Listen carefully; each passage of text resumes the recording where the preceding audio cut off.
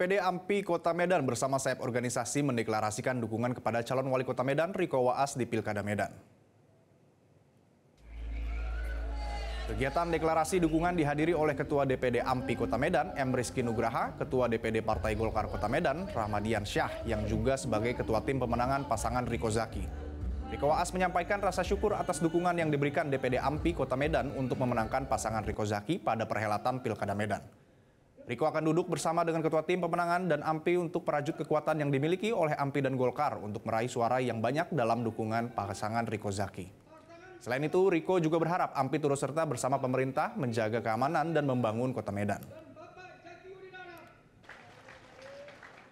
Marilah turut serta kita membangun Kota Medan ini bersama-sama. Kota yang benar-benar kita cintai.